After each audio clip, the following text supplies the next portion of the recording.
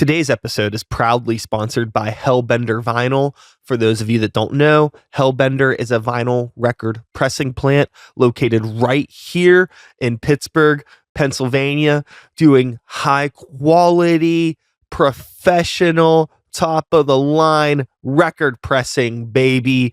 We finally got one here. There aren't very many in the world, let alone the country, and to have one right under our nose is an insane resource. So if you are a musician looking to get some stuff pressed to wax, I highly recommend checking out the folks over at Hellbender.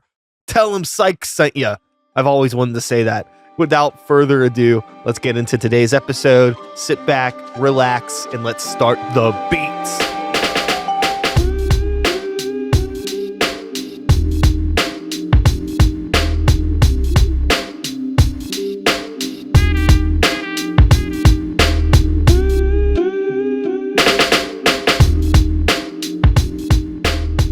We are here today. It is a lovely Sunday evening.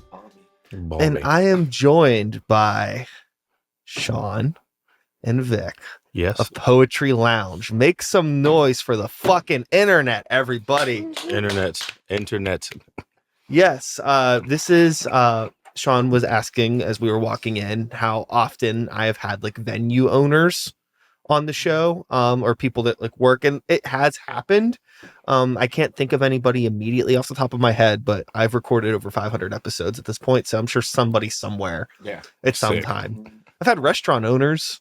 Oh yeah, and like all kinds of weird stuff. You know, like I feel like anything that is in the realm of arts and entertainment is free game, and obviously running not just. I mean, calling Poetry Lounge a venue, I feel like is like really underselling it. Like it is a community hub. It is so much more than just like a place where people come and play music. Yeah. I mean, there's more stuff that happens there than music. Yeah. You know, poetry happens there, and all sorts of things. So why don't you two, I don't know who wants to take control of this. Who wants to give the elevator pitch on poetry for anyone that is not familiar? Boss can give the elevator pitch on poetry. Well, yeah, I think you nailed it. It's like when we opened it, I didn't want to be. I actually didn't even know that we were going to be a venue. I just was going to open a bar, and then when we had our first show with Christ, who was that? Was that? It was one of the. It was one of the older bands. Anyway, we had our first show. We had our guy Frank Fronsaglio was working there at the time. He was doing sound, and shout out to Frank Fronsaglio, Frankie. And I was blown away that we had such a good sound system. Like I went in there. I had no idea what we had sound wise. You know, I just wanted to get a bar. I wanted to do my idea of a bar, which is sort of laid back place. You could do both craft cocktails and cheap domestic beers, you know, sort of walk the line between a cocktail and a dive bar.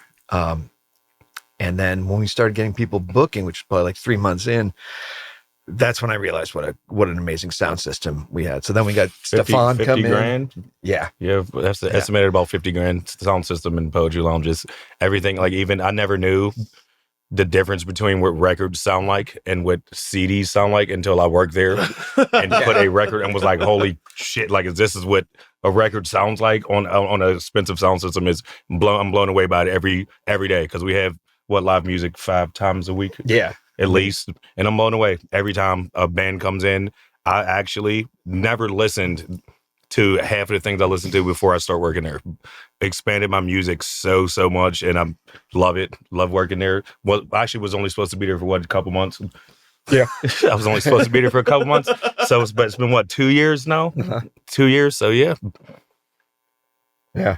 So yeah, I mean, venue, like you said, it's not really just about the music, like you said. It's you know, the music is usually a highlight, but there's so much more that we do. We open at 3:00 every day so that people can come in if they want just a third place to go to. I wanted this to be the third place. You come in, you can do your work, have a cocktail or a non-alcoholic beverage if that's what you want. Or a hot dog. Yeah, or a hot dog. No. Not many hot dogs. God. I'm so sick of hot dogs. Yeah, and then we just blew up after that. It was like we just started getting local bands just started contacting us. We were in the old space that used to be Whisper Nest, so a lot of bands had played there before, so they started contacting us, and I just started booking everything. That was kind of also what I wanted to, because a lot of places focus on one genre of music, one style, and won't do hip hop, they won't do the hardcore screamo, death jam stuff. And I was like, yeah, I want to do it. I want to do it all. I want to have a singer songwriter one night. I want to have we do poetry open mics every Tuesday, which is a staple. We never change that. We never book anything on those nights to really uphold the tradition that we tagged on the front door when we called it Poetry Lounge. But we do everything, singer songwriters to folk music to country music to jam bands. Yeah, it's like so much. So I wanted to just book whatever and see what falls out. Shake the Pittsburgh music scene, see what falls out. And so I think that's a big thing that we do that a lot of people don't do, is we get people who've been doing it for years. We get people who are like, this is their first show.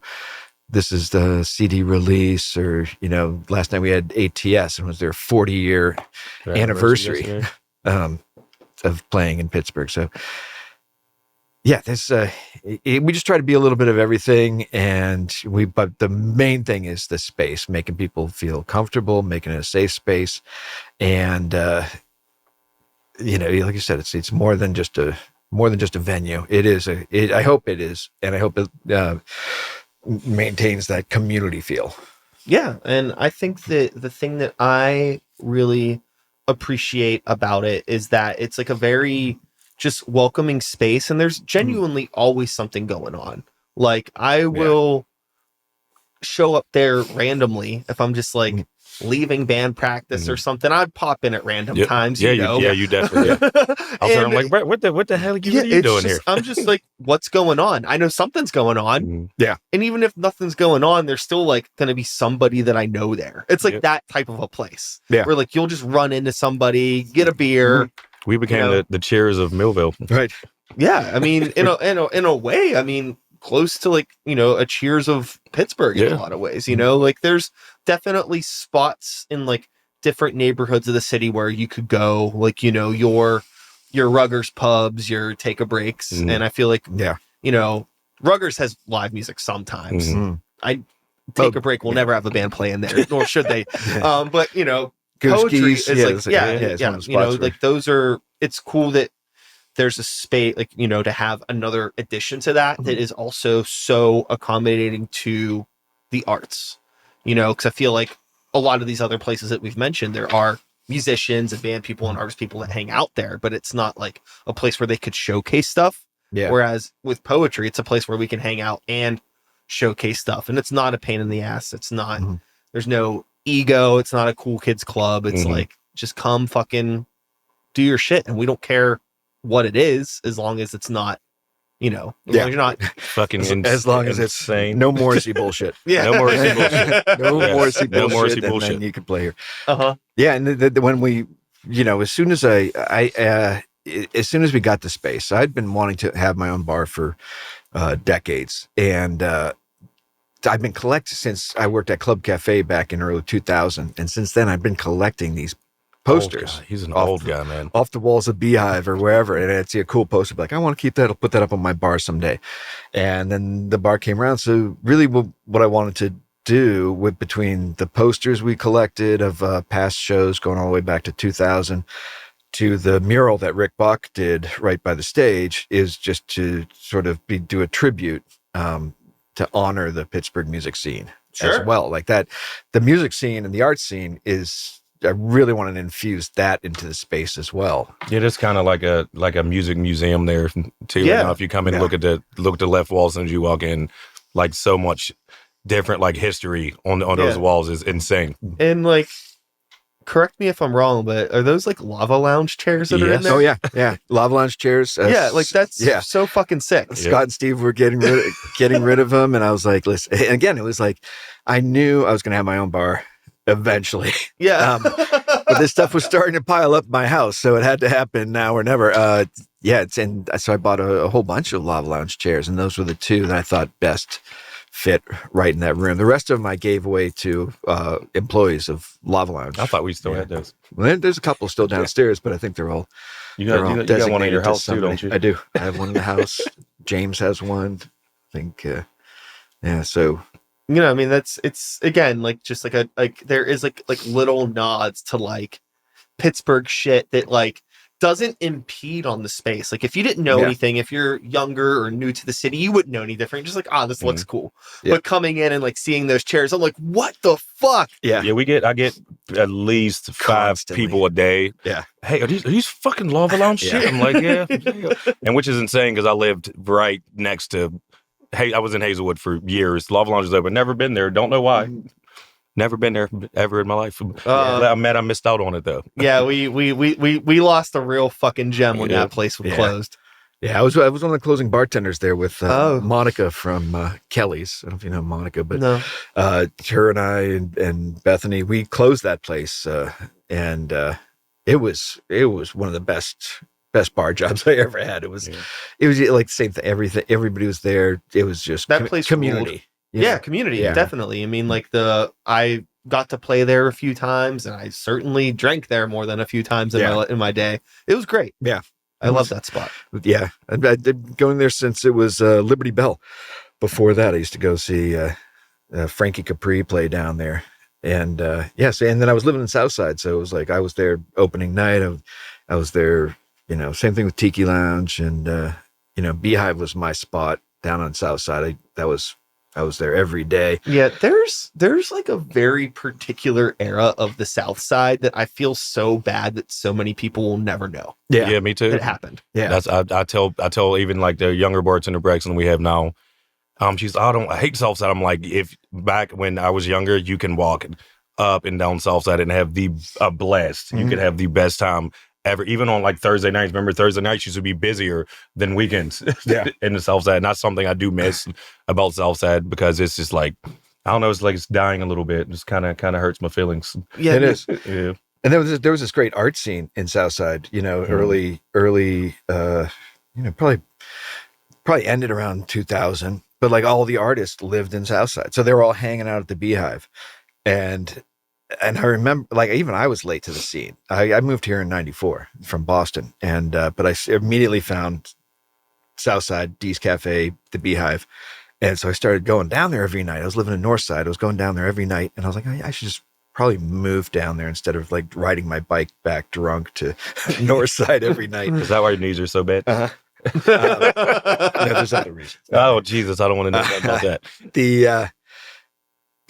But it was like the art scene, like all the artists lived in Southside because it was the cheapest area for them to live in. And I remember when they started moving into Lawrenceville, I was going, oh my God, you guys are freaking crazy. Mm-hmm. Like, why would you want to live in Lawrenceville? Lawrenceville was like what Southside is now, kind of like, well, actually probably worse. Yeah. they definitely flip-flop. Yeah. Yeah. And all these artists started moving in there. And then, of course, all the businesses were like, they sort of follow the artists wherever they go. So we're waiting for that to happen in Millville soon. I think, yes, it definitely is. Yeah. It's definitely coming around. Even like the burgers they put in, it's definitely. I actually never even been to Millville until we opened Poetry Lounge. I'm lying. I went there once to see Constant Hell play at Mr. Small's, and Millville is such a. I always say it's its own community in a sense. It's a time capsule. It is. Yeah. It's like their own country over there, and I love it. I love all the regulars I have. I love all the people that come in for poetry. I love. It's insane. Yeah, I mean, it's very, very Pittsburgh. It's very old school Pittsburgh for sure. But it also feels like when you like go down into the valley, you get off the Parkway, it feels like you're 4 hours away from any major city. Yeah. Definitely. And like, it's a very unique place. 40 years away from 2025. Yep. It's shout out to Millville, that community, Millville, the business, the bureau down there, insane what they do for the local businesses going in. Like they just bend over backwards to help everybody out. All the new businesses going in there, like they have their own little group.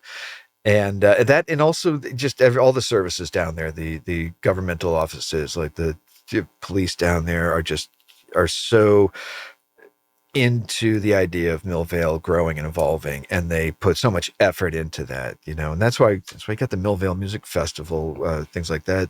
I think it's been the #1 music festival last couple of years in a row. Not going to attest to that because I'm sore as hell. Yeah. Working that for 2 days. It's such a different. Yeah, I remember I walked in, I think on Saturday, just to like say hi to everybody and think it was like maybe like 4:00 in the afternoon. Oh, yeah. Like I got like a Fernet and a High Life as one does, and y'all were just like glazed over. It's like the day wasn't even halfway over, and everybody's just like insane. We're in it. Let's do it, and it doesn't stop. It's like you're going all Friday. And you're like, oh, and the new kids are like, oh my god, this is crazy. We're like, you haven't even this Saturday this yet. is This is nothing. Wait till They're tomorrow. like, oh, this is oh, I got this. I'm like, okay, you think it's slowed down for a bit. Yeah, that's going to happen for all of 2 minutes, and it's just constant. And then a whole new group of people constantly in and out. It's. I mean, but I always say I live for this shit, like Triple X Vin Diesel. Uh-huh. So I mean, I have a blast doing it, but it's definitely by Saturday, everybody's completely done, soaking wet, and you don't know what it's from. I had to get help getting out of bed Sunday to come to work 2 days after music festival. Next year will be closed. Next year will be closed on Sunday after Millvale Music Festival. Yes, heard that here first. Yes, please. Thank God. Thank you so much. Thank you so much. That was a bad idea. I was like, what the fuck are we open? Why are we open right now? I could barely walk. I can't do anything. My fake smiles are gone. Yeah. With now that you kind of, Sean, this is a question for you. Now that you are like, this might be a little bit heavy, but I mean well with this question. Yeah. Like now that you own this space and you have like a community space and like the weight, how are you dealing with the weight of being an operator, a business owner that is not just a bar? It's a music venue. It's a hub for people. You got employees. You got all of this shit. It's on your shoulders. What's it like? First, let me. I deal with it with chartreuse, Guinness, and White Claw. I was about to catch you on that, like green chartreuse. That's how he deals with that. I mean, I can answer that for him. He's dealing with it fucking awesomely. He's amazing at what he does, and I know everything I do because of him. So that's why, it's amazing place. Yeah, I mean, but I'll say I deal with it because of the employees I have. Like we've got you. I mean, that it's a tight core group. There's, of course, 4 bartenders. That's it, and I can trust them explicitly with everything. It's so. Yeah, the first year and a half were pretty tough. I was, just trying to juggle all this stuff. I knew nothing about running a venue. I had a little experience at Club Cafe, just sort of helping out in the back wings, but I was booking shows. I was doing the Yop show that we used to do. It was called Yop Carnival Poetica. We'd put it out every time we produced a poetry book, and we'd have 8 or 10 performers through a night.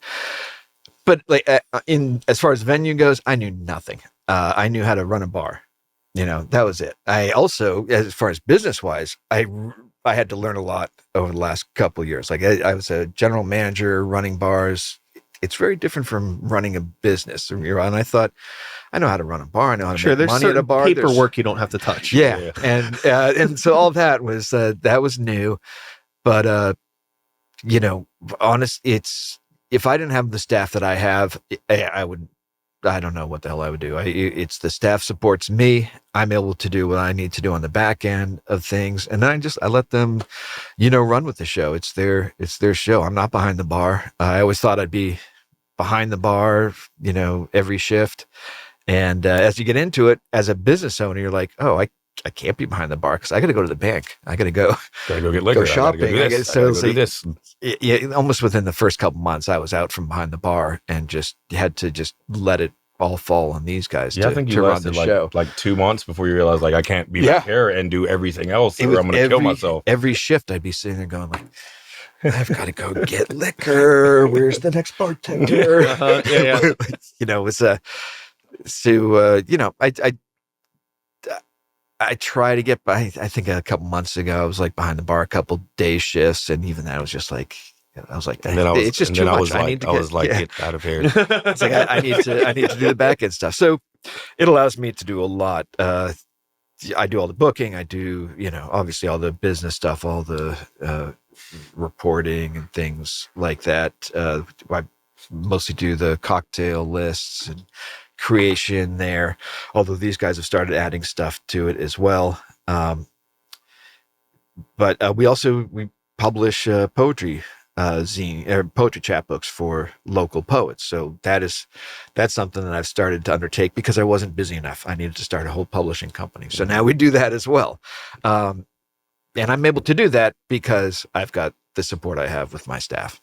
Yeah. And, you know, with figuring out those growing pains, you know, it takes time, and you were able to get through it. And now we're at a point now where things are like cool, and, you know, you feel stable, you're able to do other stuff, and the place is like chill. I'm able to show up at a podcast. Yeah.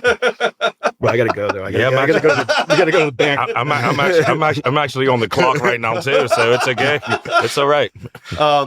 I'm curious about like if there's anything that maybe, you know, inevitably, like it's not all good. I'm sure there have been some things that like maybe haven't worked out. Some things didn't quite maybe fall into place. Oh God. And I'm curious like what like some of those like learning lessons from the growing pains were. Any advice that you might be able to give on things that, there's still, I mean, even now, you know, once I think I've got everything down pat, other shit comes along. You know, definitely the booking was I fucked up the booking right from the, can I say that?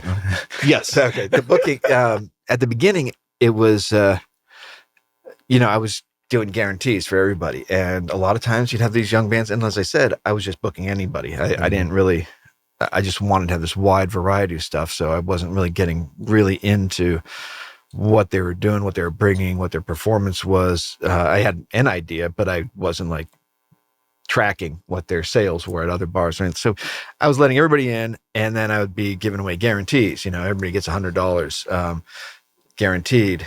And then, you know, right from the get-go, I would say we did that for a couple months, and it was like, there were some bands that show up, didn't have to worry. Most bands, I didn't have to worry about the guarantee. Like most bands would pack the place, whatever. But there were some bands who were like new, up and coming. They wouldn't do any work, and they were so new that they didn't know what. So I didn't know what I was doing. They also didn't know what they were doing as far as how to properly promote and get a place filled. And a lot of them was expecting us to promote them too, like the newer bands.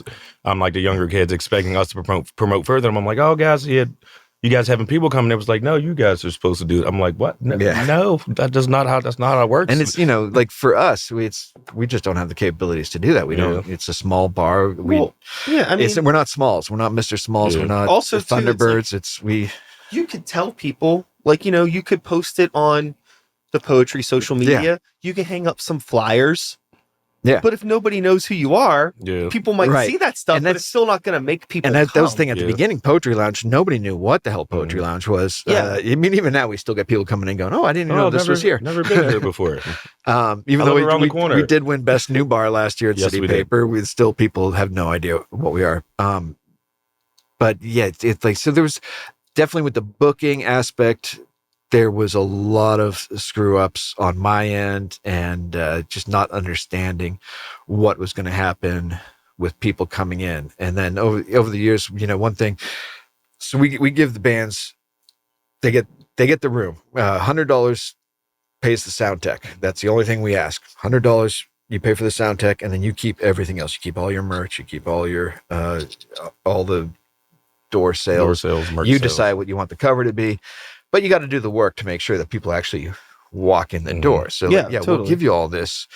And that has been huge. Just asking for that $100 for the sound tech it changes everything. People then do the work. They get out, they make sure that they're promoting it enough to get, which is like, get 5 people in at $20 a ticket or 10 people in at, which we don't have too many $20 shows. Everybody knows. Yeah. no. So everybody knows. I mean, it's tough, right? Because you're getting into a conversation about basic business, which when you're talking about art business, you kind of have a lot of like an oil and water sort of situation here, where like these don't always blend. No, it's but I mean, like, the unfortunate reality of the situation is like, you are running a business, and like, you want to be a community hub, a good space for people that are starting out to do things, like, but if you can't get 10 people to come out and see you, now's not your time. Yeah. I mean, that's just what it is. Like, it's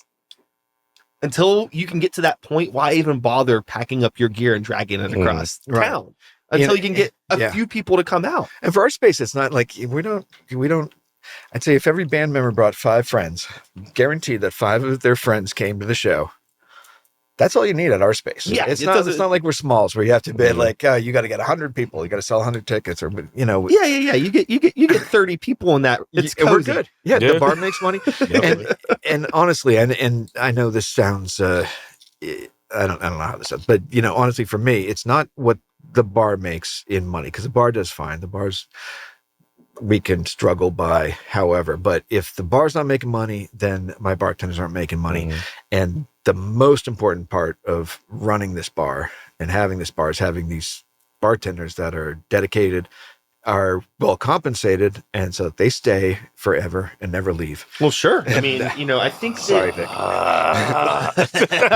I think one very powerful tool that you have at your disposal, Sean, is you and your experience. How many fucking bar owners have never worked in a bar a day in their life? Yeah. Versus like you, who have lived in this for so long that you understand what it's like to have that job, and understand from like a very personal perspective what somebody that does that job needs. And a lot of people, I'm sure, I don't know how many other bars you've worked in, Vic, but I'm sure you've worked in places where the people that run the place do not give a fuck. Oh yeah, absolutely. Yeah. But this is actually I worked in Onyx Inn and Self's Up before.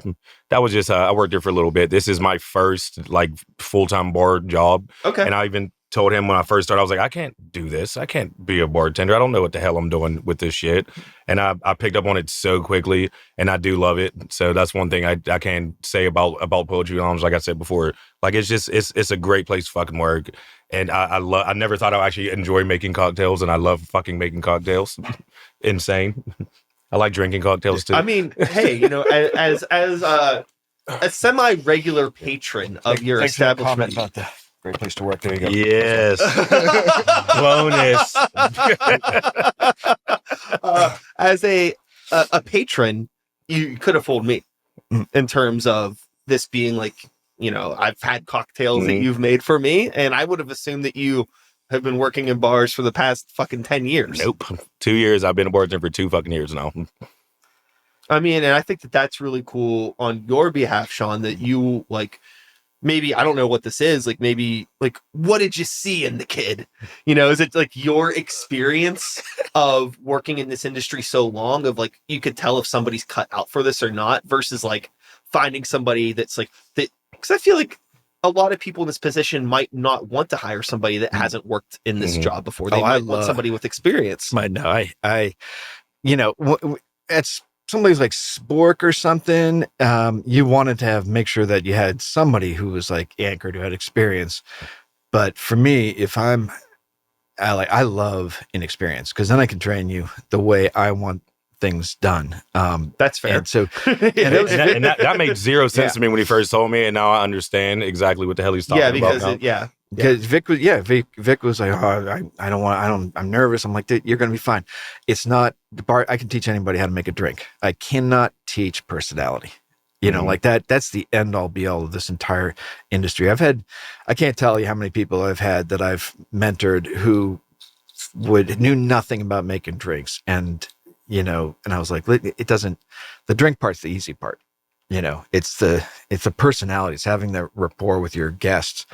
That's, you know, almost impossible to teach. And I see it all the time. I see people who are like, they'll come with you with this resume. It's like 2 pages long, but they can't just have a conversation with a customer. And it's like, great, you got all this knowledge and technique, whatever, but if you can't have a basic conversation with a guest to make that guest feel comfortable and at home, and especially at a place like Poetry, you really need to make the guest feel comfortable, relaxed, and enjoy themselves. Like we're not offering much else. You know, there's no TVs, there's no.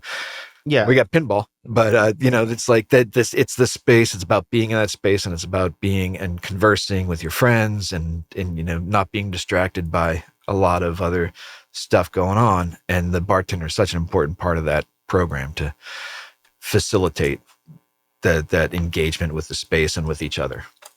Yeah, you know, it's not. It's my favorite thing is to get people who don't know anything about it to just dig into their personality and let that be what.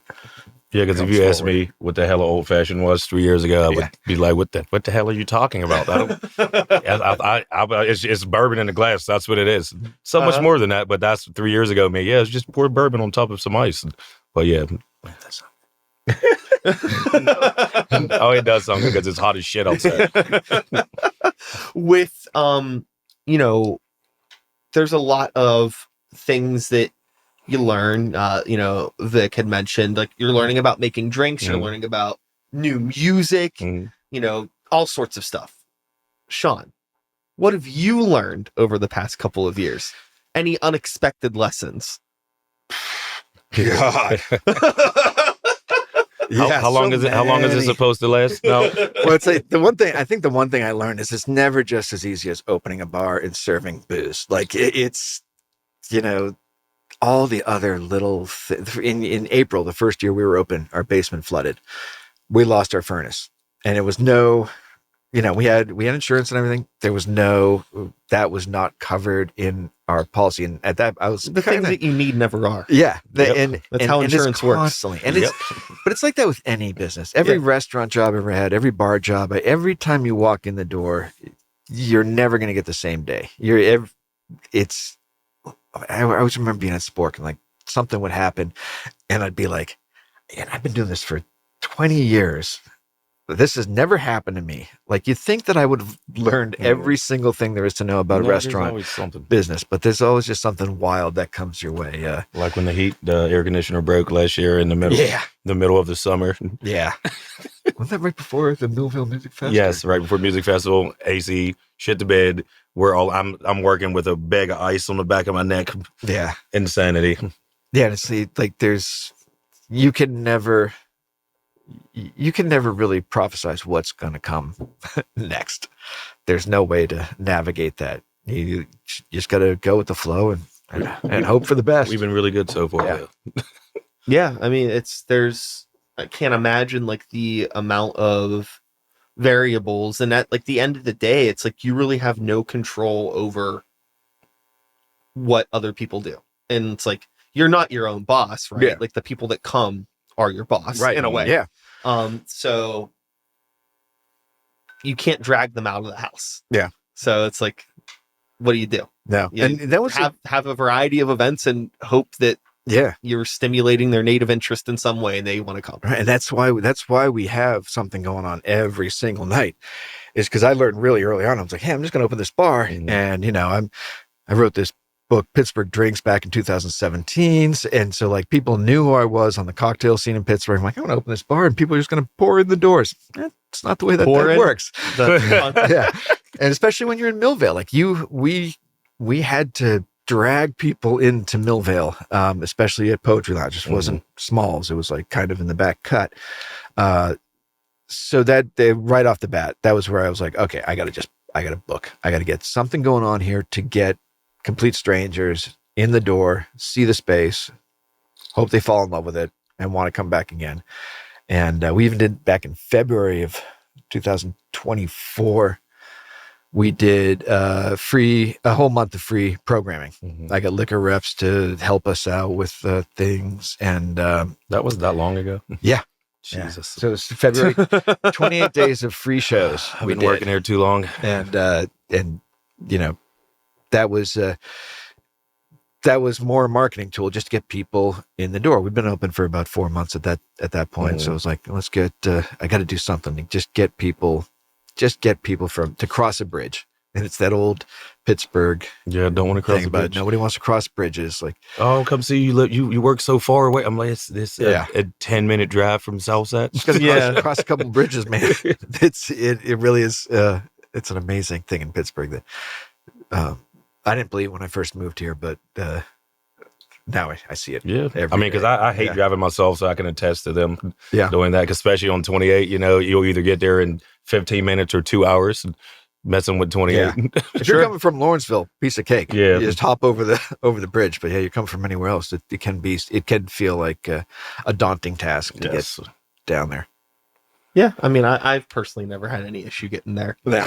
And I live in Mount Washington, so Oh yeah. yeah, whatever. I don't get it, man. We used to drive 2 hours when I was living in Boston. We'd drive 2 hours to get somewhere and felt like nothing. You know, like it's not me. I hate driving for 20 minutes. Yeah. I love driving. I hate it. With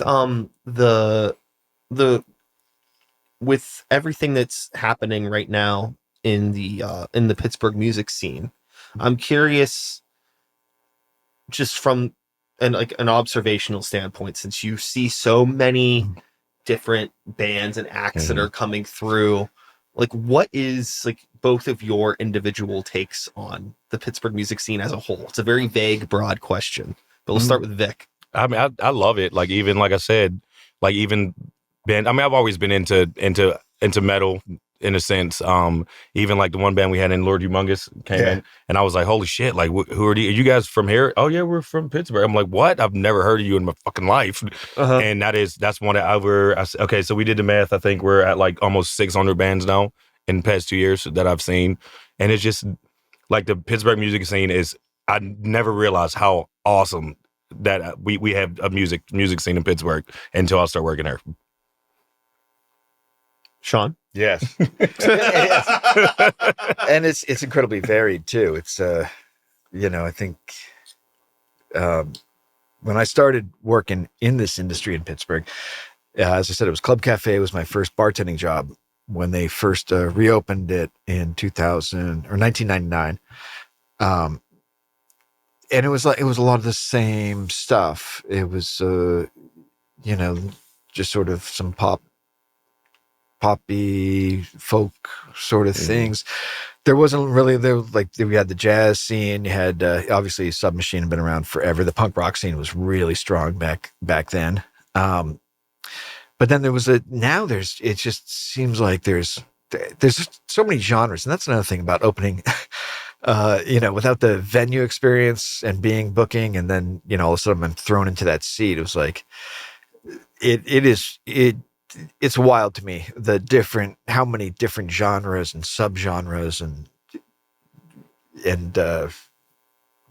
whatever connected genres thing. It's wild to me how much of a wide range of different musical styles we have, from country to pop to electronic, like the electronic music stuff. He'll agree. Like, it's not my cup of tea. Yeah. But man, they pack the place and people get it. And those are always the shows I'm like, I wonder what's going to wonder if we're going to have anything here tonight. And that's honestly a guy on a computer. The busiest we get sometimes. It's like packed. Like an alt alternative like punk band come in, just 2 of them. I'm like, man, and I turn around and there's fucking 80 people in the building. I'm like, what is happening? It's I think the music scene is like what you guys did. Not Constant Normal hell. Creatures. That show was like just blew me away, and that's such a unique mixing of genres as well. I feel like what you guys do. I don't know how you feel about what you do, but I feel like there's this really unique mixture of different genres that you guys put together into one really compact show with amazing players. Shout out to Evan and Mandy. And then there's like a Century. So some of my favorites: Century 3, Tiny Wars, and they're so off the track of what we used to do back in the early 2000s. Like they all have this really unique sound that I don't think you would have found 20 years ago. I think everybody just sort of were like in their little classification. Yeah, I was in my own little bubble too back then. Like, now, just rap and this and that. There's so much more out there, and I'm so grateful for being there just to even get to see all the stuff I'm seeing right now. I think that having a space like poetry that is open to whatever honestly breeds that type of creativity that you're looking for. Because if we rewind and we talk about like Club Cafe in the late 90s, early 2000s, like I remember like certain types of bands played at Club Cafe.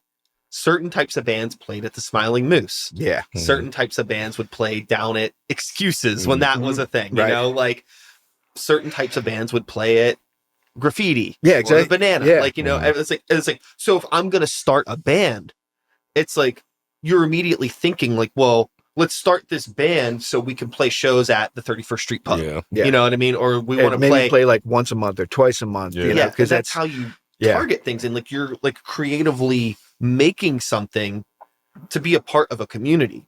But when you have venues like poetry where it's like anybody could play there, it's more like, well, we can do whatever we want. We'll be able to get a show. It doesn't matter because we can fit into rooms like poetry. Yeah. And it's also a lot like the poetry scene as well. Like I always talk about this to people, and I think people think poetry is just one thing.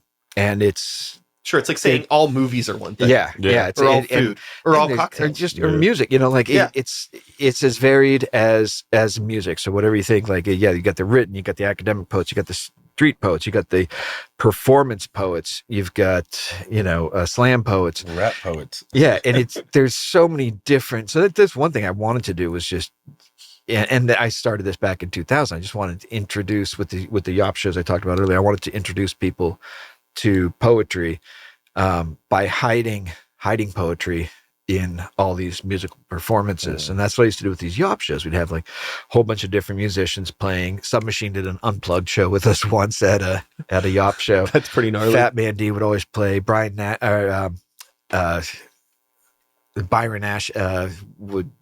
did a couple shows.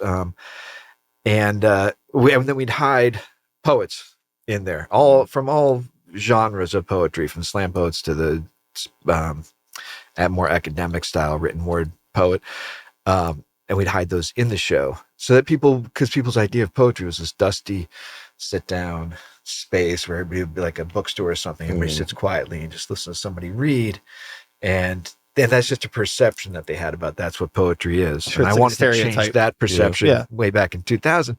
Same thing I'm trying to do now with having an open mic every Tuesday, and we run the whole gamut of different styles of poetry. We do that with Pittsburgh Poetry Collective. Right from before we even opened, they came to me and were like, "Hey, do you want to collaborate on an open mic thing?" And that was a godsend because then they did the work. They got that Tuesday night is one of our best nights.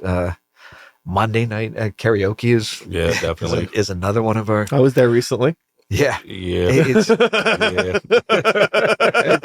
like, I can't believe those are like two of our best, most steady nights. Yeah, and that's what, like, my wife's there always, why don't you, it's Monday, why don't you just get somebody, no, I'm not, nobody's taking my Monday, are you crazy?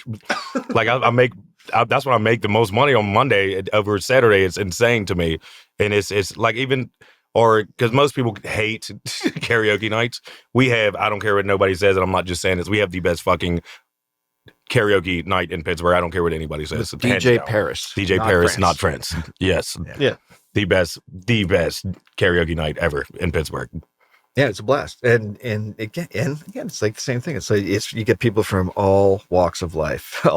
We had a whole group from Con Alma come up, a bunch of jazz singers. They were coming up for a couple of weeks, just coming up and just belting out these songs. We're like, and then the next guy who's like half into his bottle, can barely talk, is up on stage doing this great performance, and then he's followed by somebody else who's a well-known Pittsburgh jazz singer, and they're that's what makes karaoke night there so much fun. I mean, I've had people come in. I had a couple weeks ago drive in from Ohio to come to our karaoke night. I was like, "Are you crazy?" Driving over, they're like, "No, we love karaoke." And my friend lives around the corner. He said you guys had awesome karaoke. They drove in from Ohio, did a couple songs, and drove back to Ohio, which is crazy to me because I told her I hate driving before. Yeah. So, but whatever. People love it. You know what your karaoke reminds me of is, bringing it back, the Lava Lounge karaoke. Oh yeah. Yeah. It's very much similar vibe, similar crowd Uh-huh. type of like where you get like professionals, music scene weirdos, and just like the bar rats that really want to sing Journey. It's awesome. With both of them too, with both the karaoke and with the open mic night, it's the audience support for the people performing. I've never seen anything like that. It's a show. It's fun to, like people just get so into it, and especially with the open mic night. And it's, and I'm, even from day one, it's like I'd hear somebody in there, they're nervous and they're sort of stuttering their lines, whatever. And everybody in the audience is just so supportive and lifting them up. And that's what we needed, is just, some people can feel comfortable. That's how your creative side, you make your art better, is by feeling comfortable, not feeling like you're pushed down or something. And that's how everybody grows. And that's, kind of why I book the way I book, why we publish people's chapbooks the way we do. I think there's always something important you can find in anybody's art, no matter what it is. I write myself. I don't think I'm the world's best poet, but I get one or two people that say, "Oh, that one poem really hit me." That's enough. That's enough for me to keep writing, just because it meant something to one person. And that's kind of the way I feel about everything we do with the music, with the music we're playing, the cocktails we're giving. If you can just affect one person with some positivity for a day, then that makes it all worthwhile, really. Of course, I think. Boy, that sounds right. No. I feel like I think that was the nice. end of a Disney movie. That was nice. That was really good. I really really enjoyed that, Sean. I think that it's really easy sometimes to kind of put yourself into this trap, especially if you are running a business or if you're a creative person, where like you see like this big vision of like, oh, like there's always somebody doing it bigger and better. But it's like, do you actually need it that big? Yeah. If poetry, if your location was like 4 times the size it is now, would it even have the same feeling? Would you be able to even like pull off what you're doing if you had quote unquote more? Yeah. Or is this less is more? Like I like it where it's at. Yeah. Sure, I could have a little more space for in front of the stage, but I don't think that really gets us anywhere. Right now where we're at, we're a small location where we're in an area where you can park easily or take an Uber. I hope everybody takes an Uber if they go down there. But for what we're doing right now, I can't imagine taking what we have right there and trying to move that, because you wouldn't just be moving the building, you'd be moving the whole feeling. And you can't move that feeling that we've built there to downtown or to Lawrenceville, of course, wherever. It's like that. Yeah, it would get really commercialized and just Yeah. not the same. It just wouldn't be the same. So you're not gonna no franchise opportunities for poetry. I'm not saying that. I mean, I would love to open up another space. I would love to do it very differently. But as far as like, I think venue wise, I think I've got it covered. And I think there's so many great venues in the city that do a better job than we do, Club Cafe just reopened again, so we'll see what they're doing. Lies. Oh no, I'm just Shred joking. Shed, Okay, 222 Ormsby, Thunderbird, Spirit. Like, there's so many great venues. I think we sort of got forced into being a venue, and I think we took it and we handled it, and we're dealing with it very well, I feel. But I think if I do anything else, I don't think poetry will have the, probably like do something smaller, just to where we can maybe just do poetry readings and that's it, in a small space that serves wine or cocktails. But that, I would never take Poetry Lounge and try to cookie cutter reproduce that. I don't think that's something you can reproduce. Totally. With future horizon plans then, obviously we're not doing anything crazy, but you still have this space, and I'm curious if there's any like inside baseball that you can give me on anything that you're maybe thinking of, doing or changing or improve. I don't know, just like what's in the works, what's going on in your little brain, what gears are turning up there, Sean? I mean, it's really like is it there? It's there. That's the thing. Like, it's there. There's nothing much more I can do to that space. Maybe put some more stuff up put some more shit on the walls. I think we got enough shit on the walls already. I think we filled that 2 pinball machines, 2 arcade games, the big couch, bookshelves where people can just take a book. The bar puts out what I think is the bar menu is designed to put out what it can put out in a efficient, fast order. We don't have much of a kitchen, so all we can do really there is hot dogs. Wait a minute. Stop talking about the hot dogs. The muffletta dog. We've surprisingly really only brought it up twice. No, I think that's it. I think that space is that space, and that's all we can do with it. The one thing, as I mentioned, we are publishing local poets chapbooks. That is sort of taking on its life of its own. So we're putting out 3 books in the next couple of weeks, probably another 3 books in August into September. So that what started as a promotional tool all of a sudden became this its own monster. So I spend more time trying to keep on top of that than anything else I do in that bar. Just keep on top of the chapbook stuff. Oh yeah, yeah. And then we do our own magazine called Yop, which comes out twice a year. So come September, I'm going to have to start putting together the next issue of Yop as well. So it's Poetry Lounge Press is like really where a lot of my effort has been going into lately. Yeah, and with with that being said, in regards to like back to the music, since I guess this is a music podcast. I don't fucking know. It's a whatever podcast.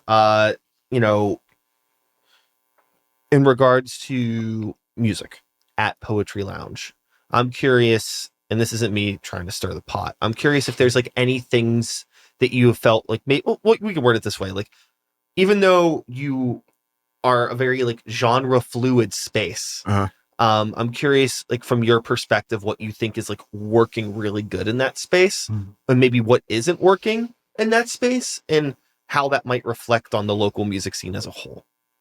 Do you have? I think everything is working right now. Yeah. I mean, I'm not going to say, because there's stuff out there that, you're obviously not going to like. There's stuff out there, like he was talking about, he don't like, just certain things I don't like. But you see people that are there that do like. Oh yeah, definitely. We definitely have people come there, and I'll be looking at the stage like, what the hell is going on right now? And there's people like, oh my God. I'm like, okay. It's the niche markets that are the most that bring the people out. Like when you have something like electronic music or scream. What do we call them? What is Constant Hell? Deathcore, scream, grindcore, deathcore. I like Sean's explanation of Constant Hell, which was just like the scream, death, grind, fuck. Those niche markets are the best shows that we do there. It's like the things that are just sort of mainstream aren't. I think people really have to got to get a little more experimental. And I say that, and then we'll have, these like, regular Pittsburgh alternative acts come in and they'll pack the place. So I don't know what the fuck I'm talking about. And that's the biggest thing you can take away from this whole thing is that I don't know what the fuck I'm talking about. That's a really, really hard thing to answer. Because if you like you said, if you saw all the bands that we've seen, all the acts that we've seen, and you literally, oh, this is not going to work. There's no way this is going to work. And it's fucking packed. And then we'll get these acts that are like, they're like touring the country and they're like, they're playing these festivals.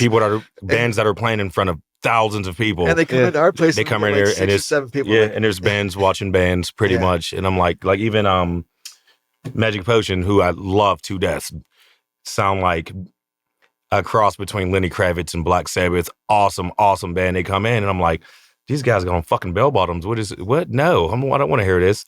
Come to find out, it's one of my top 5 acts I've seen in Poetry Lounge. There was 11 people there for the show. Yeah, when they played, I was like, "This is probably most band members." It was band members, bands watching bands. Yeah, but we'll have acts like Alternative Agenda who do pretty much covers and packed. Yeah, packed. So I think for Poetry Lounge, what I've discovered is things that work really well in other spaces don't work as well in Poetry Lounge. So it's like, the shows that are mildly attended are shows that they played Mr. Smalls to the month before and to a packed house. I think that's the biggest takeaway for us. And that makes it even more difficult to book because you don't know what you're getting into at any time. Hip hop shows don't do great, but then Shell the Philosopher will come in and he'll put on a whole show with 5 or 6 acts and pack the place. Well, I think why he's so successful, what he does is because he has a band playing behind him while he's doing his hip hop show, and it's something you definitely have to see if you haven't seen Show the Philosopher before. It's definitely something you have to check out. So check on the on our calendar, see next time he's coming. But I think he's next month. I think it's September. I think he's coming. And we'll have just guys stand up with microphones, and it's not, and a lot of them are local artists, and they're dope as shit, and there's just no one there. That's the only thing. So I guess that is it. Like, our rap shows aren't as busy or big as I would think they would be. So I mean, a lot of it comes back to like promotion, not promoting well enough too. Yeah. So that's what that is too, I think. And a lot of the acoustic folk stuff isn't really packing the house, and they're amazing performers. So I think it's so fucking hit or miss. That's the thing that I'm still learning. I'm still trying to figure out. And I don't think we'll ever be able to figure that out. It's not easy. It's everything I think is going to go one way gets flipped. Yeah, because Sean will be like, "Oh, it's going to be busy as shit tomorrow," and I'm like, "It's not." So like I'm being a little bit of a bad boy in the sense that I knew that you wouldn't have an answer for that question. But that was intentional because I think from your perspective, being people that work in a venue, own a venue, to my perspective of somebody that is a person that plays in bands. Sometimes I put on shows and sometimes I do both at the same time. Like, it's so easy to like get caught up in this, like, what's going to work, what's not going to work. And really, I mean, we talked about this at the very beginning of the conversation. The only thing that actually works is telling people about it.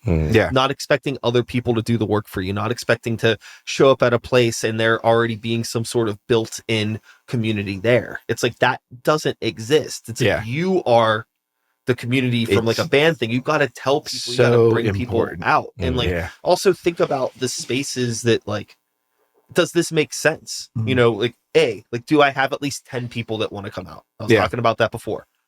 Cool, I do. But do they want to go to a place like Poetry? Does it make sense? Does it make sense for my, my hip hop act or whatever to maybe play here? Yeah. Maybe it does, maybe it doesn't, depending on what aesthetic of hip hop it is. Because much like Poetry, not all hip hop is the same. There's some hip hop that is like, a little bit more like dive bar adjacent. And then there's some worlds of hip hop might loathe the idea of being in a dive bar. It goes against the culture of it. So it's like knowing as a musician, like if you're going to play in a place, like, does it actually make sense not only for me, but the community, the people that I can bring out, are they going to want to be a part of this thing? And it's so hard to tell an artist, all right, you put so much effort into making music and you have this creativity, like, okay, but now you also have to become a marketer. And it's like, and I understand the argument. Oh, we're the artist. We're putting the we're all our work should be putting it into a product that we give to you. But that's just not the case in this. Like, you have to find somebody in the band and say, listen, you're in charge of look, posting shit and whatever, like, just, and getting your music on, Instagram would be if anybody asks, what can I do? Get your music on Instagram, because I will post when you do post something. Sometimes I'll make posters for people. If I don't get a poster soon enough, I'll just be like, all right, fuck it, I'm making a poster, and I can post stuff. And if your music isn't on Instagram, then I'm gonna have to try to listen to your music, figure out what you're like in my 54-year-old mind, try to compare you to somebody else, and I guarantee I'm gonna fuck it up. Yeah. But if your music is on there, I can tag your music in there so that people can, like, when I do that post, they're sitting there scrolling and they hear something like, oh, I like this, I'm gonna go to that show. But if they're scrolling and picture comes up and then they're listening to Sting, they're gonna be like, okay, whatever. This not only does the club suck for just tagging some random artist, but also, I don't know what I'm getting. I don't know what the product is that they're promoting. So, like, I would say that is one of the biggest things that a lot of bands, a lot of artists don't have any music on Instagram. So just put one song on. That's fine, and then I can just get your music with my posts and promote you from our end anyway. Yeah, I think that I can, as an artist, I can empathize with the concept of, like, oh, the venue should do more to tell people about the shows. Yeah. But realistically, I also know that there's only so much you could do. You know what I mean? It's like the venue, like, it's not your responsibility to sell Miller High Life, right? Like, it's not, Miller's not going to hit you up and be like, why aren't you selling my beer? It's like, they do marketing on their end. They send you stuff like, here's like a little like tin sign to hang on the wall or whatever. And like, maybe like some, like, like somebody cool like Fernet will send funny little swag every once in a while if you sign up for it. Like, you can get stuff like the liquor companies, alcohol, give you tools to help promote the stuff so that you can sell it. Yeah. So bands need to give you tools so you can help do whatever you can, which is put some shit on a wall, make a post, tag something. That's it. What do they expect you to do? Right. I mean, and I honestly, like, some bars, some venues can do that. They can expect to lean on that establishment. We're just, but Gooskies doesn't publicize any of the shows they're doing. It's like you're going to get from us. You're going to get Facebook. You're going to get Instagram. And that's about it. We don't have a street team. We don't pay for advertising in anything, because we're a very small, independent dive craft cocktail bar. Yeah. And, if we were bigger, if we had a ton of money, we could hire somebody else to do it. We don't. But we're not. Even still, you could put money into it. But if the band hasn't done the work, that people would even know what the ad they're getting targeted is, and it doesn't matter. Right. Yeah. They still have to do that work. Yeah. Yeah. Absolutely. And so you can't just have posters. It's in a lot of them are like, we'll just have posters at Poetry Lounge. That's it. No, Millvale's the last place you need to be putting posters up. You gotta paper the city. Yeah, that is the only like downside with that is just the people not promoting, like I said before. Just even like I'll go look at a post, I'm like, oh, okay, just look it up. Oh, I can't find them any fucking where. I don't, what the hell? And then people come in like, oh, okay, what's going on today? I'll tell them, oh, this person's playing. Oh, what are they? I don't fucking know. Look for them, can't find anything that they do. I don't know if they're punk, if they're metal, have no idea. So that is the only downside with that. But yeah, get a press kit together that has your bio, has all the information about what you could expect from a show. Get your music out there on social media platforms, and just put in a little legwork. A Facebook event, and then tag the venue in it so that we can you know, repost. you know, collaborate on stuff. It's not a lot, but it's but I know it can be like the last thing you're thinking of when you've just came up with these beautiful lyrics and you want to get into a song and figure out how they work in the song and create this beautiful sound. The last thing you're thinking of is how I'm going to market this as a young artist on their way up. But it has to, you have to, it's the difference between somebody who's taking this seriously and somebody who's just doing it for a hobby. You know, what are you reaching for down there, boss? What are you reaching for down there? I brought you a gift. Me? Yes. A gift? So this is our friend Brian Paytol.